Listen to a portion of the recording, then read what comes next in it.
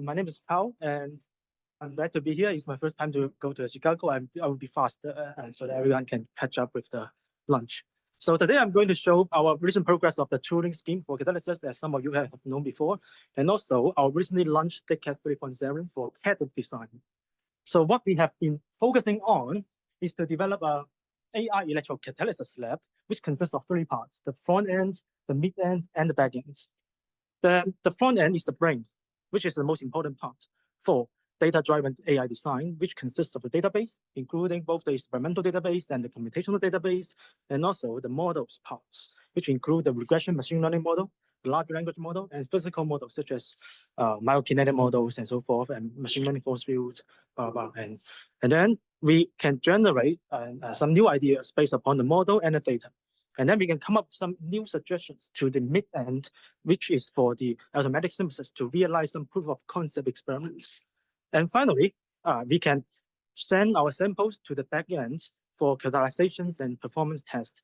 And also in Tohoku University, we recently launched a very nice single charm facility called the Nanotebusu, so that people can use this for in situ electrochemical catalyzations. So in the meantime, we realized that model could always be wrong, but no problem. Once we make some predictions, we can use experiments to verify our predictions. And then these new experimental data can be fed back to our front ends, which can further improve the accuracy of our front end predictions. So speaking of the front ends, that is the one that we are mostly focusing on because this is the brain of the AI lab. So the front end consists of four modules, including the electrocatalysis database, the TICCAD module, and the myokinetic model and multi-scale modeling module, the CAMF module, and the computational power CAD station. This is what we call. And also we developed some accelerators for to speed up first principle calculations. And the most important thing is the database, I believe, because for other parts, we can easily use some open source codes and people can reproduce everything quickly.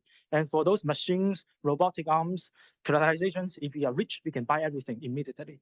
But not everyone has a database. So we decided to make a database 2 years ago. But the primary motivation is that when I was a student, I was trying to figure out what does a good catalyst look like.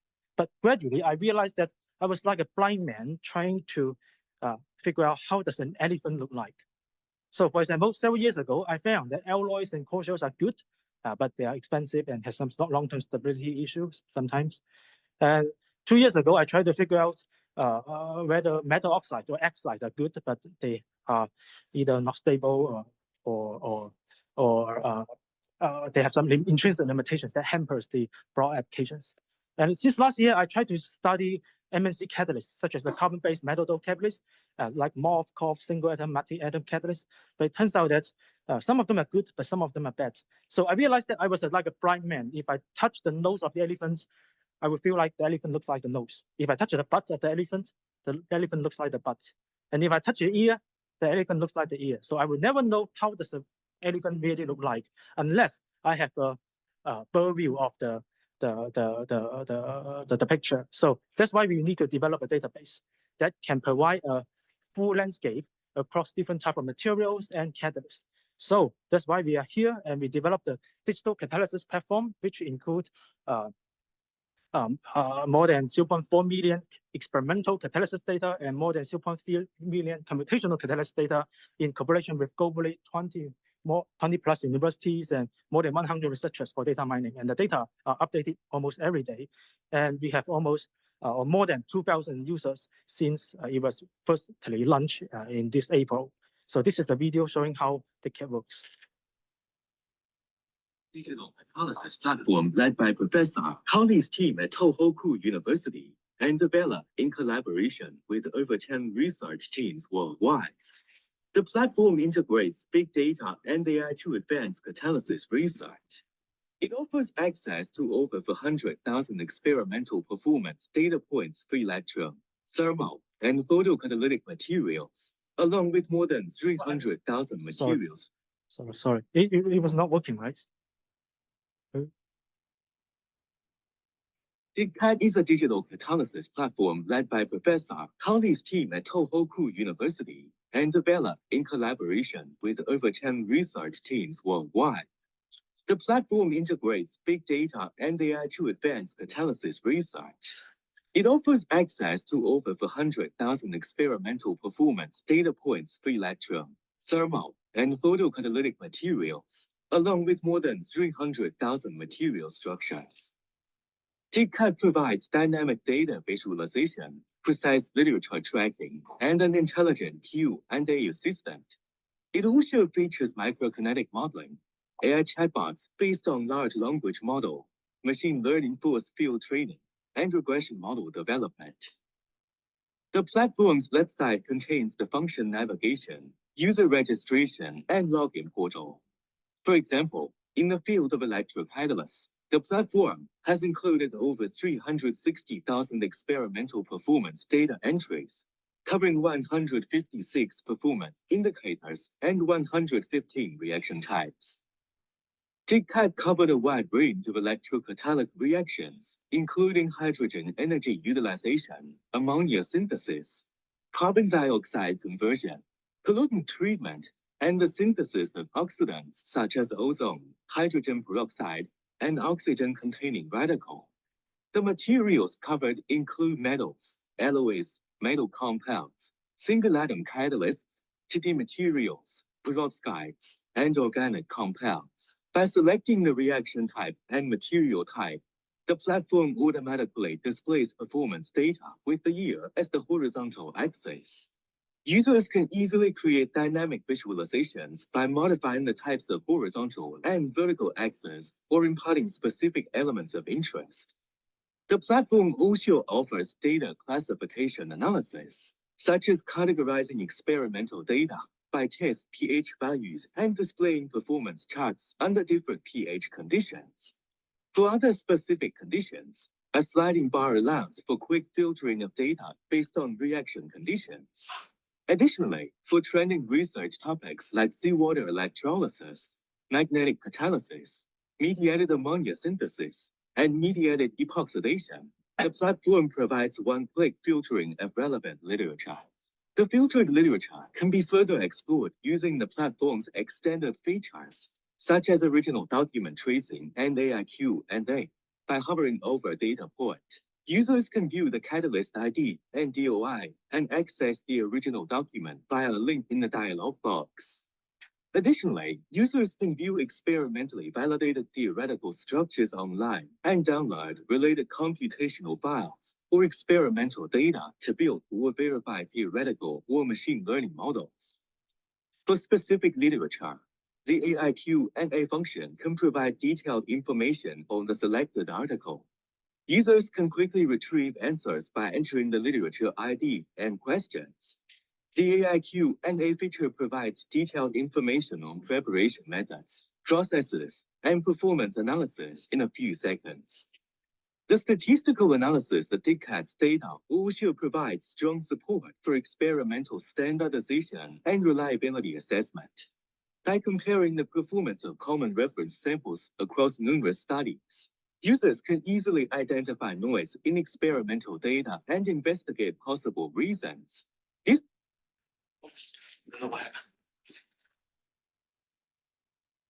helps standardize experimental data, ensuring the acquisition of more reliable and That is awkward. by combining literature data and TCAT's formatted data knowledge base. I don't know what happened, sorry. Large language models. TCAT has released the AI Catalysis Scientist chatbot. Compared to the original version and the chatbot based on a PDF text knowledge base, the new TCAT chatbot can provide more specific, detailed, and insightful answers to professional questions in catalysis.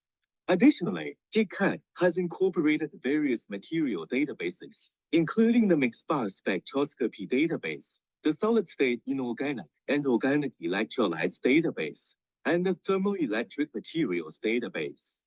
Based on these databases, large language models can match the material structures and basic properties with literature needs. This would greatly widen the range of potential catalyst materials predicted by the AI catalysis scientists. In addition to data and language model-based predictions, the DigCat platform offers advanced theoretical modeling tools and machine learning training modules to enhance the reliability of catalyst material predictions.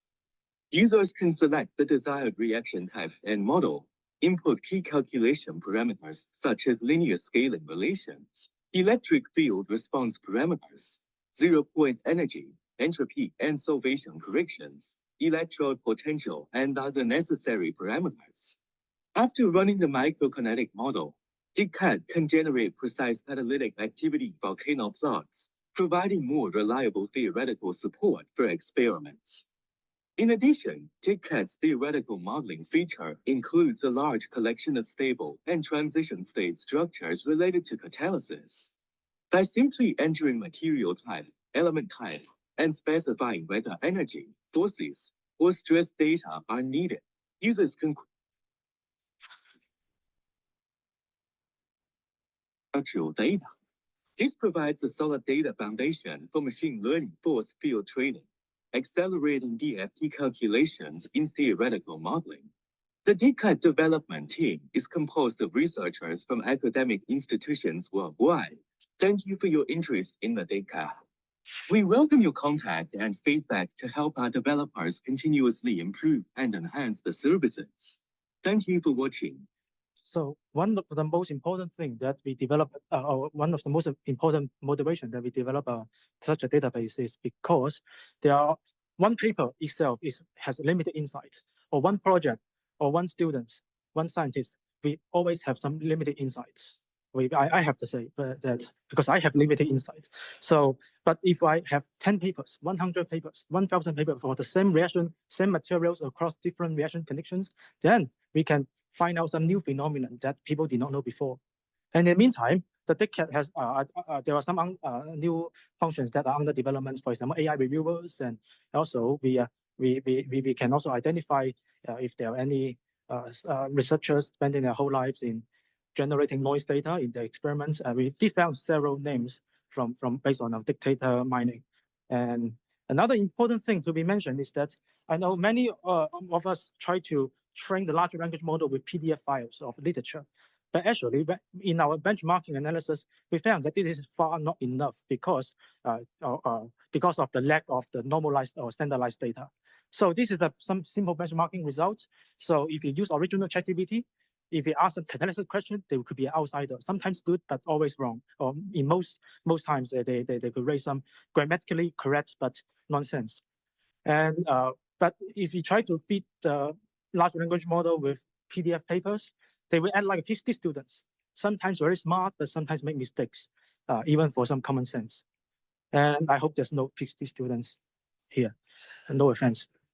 But if we try to fit the large language model with PDF and also the data itself, the normalized or standardized data itself for the large language model training, we can see that they can give some much more precise and quantitative opinions, which can act like an expert of catalysis. So this is a very important point. We are still working on this to generate a much more precise expert model. And this is about our catalysis database. And the second module is the ChemMath for the multikinetic and multi-scale modeling for volcano modeling. And for we try to develop the model, the package on the cloud that users can easily use, so that we develop ChemMath. The ChemMath includes both the electrocatalysis and the thermocatalysis. And here, the paper with color are the paper with subsequent experimental validation. So that means we not only design catalysts, but also we really make these catalyst experiments. And this is how the ChemMath, how we can use the ChemMath. So first of all, we can use the ChemMath to generate surface property diagram. And not only the original one, but also our new one that is physics dependent under RHE scale. Most of the previous studies were based on the SHE scale, but which could be could lead to some large discrepancy. And also we develop our ChemMath can also generate the volcano models on the cloud based on users input variables. Also users can use our default variables or recommended variables, whatever they want. They can generate the volcano models on the cloud, which contains more than 20 reactions. So what we can do with both DigCat and ChemMath? First of all, we try to study why MNC catalysts are so good for oxygen reduction in hydrogen fuel cells. So we asked the cat that whether there are any interesting phenomena that people had not found before. And then the cat told us that there is an interesting pH dependency in oxygen reduction experiment if we use MNC catalyst. So as shown here, we can see that under higher pH, the 2-electron process is more favorable with a larger current density. Under lower pH, the 4-electron process is more favorable, but with a lower current density. So this is an interesting pH dependency that I believe very few previous paper has identified before. But if we have hundreds of paper getting together, we can easily find out this phenomenon. And then we used the ChemMath to perform the pH-dependent Malkininian modeling and found that there's an interesting evolution from single peak to double peak, from alkaline condition to acidic conditions. And then we tried to match these simulation with the previous data and found very good agreement with most of the previously reported data, which is very interesting. But we still want some newer or more precise experiments to verify our predictions. So we talked to the researchers at the University of Sydney, and they were happy to do the experimental validations for us. And they tried to synthesize some COF, MOF, and molecular catalysts with single atom and perform oxygen reduction performance test.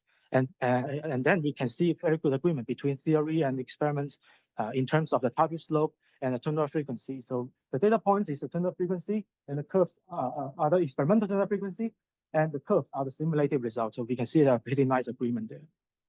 So in addition to the physical predictions, we also try to speed up our computations by buying more and more computational nodes, and also develop some packages or methods to speed up DFT calculations. For example, machine learning, everyone loves it. Machine learning force field. So we try to develop an on-the-fly active learning machine learning force field to generate force fields by one click. For example, we generate the force field to analyze the carbon behavior on metals, which are in agreement with the experimental observations. And in the meantime, we realized that machine learning is also expensive. The sampling is very expensive. So we also think about, can we speed up DFT itself instead of using machine learning? And the answer could be yes, because we try to optimize the Hessian matrix in the LBFGS method in in DFT convergence, and then we can find a pretty good acceleration in the DFT convergence. So we make a package and everyone can use, which is in the beta version. So, and how about next, the mid-end? So once we give some very interesting predictions from the front end, then we can think about the proof of concept experiment to verify that. So there are two ways that we can do so. First is to do the on-site synthesis using the robotics that we are developing now.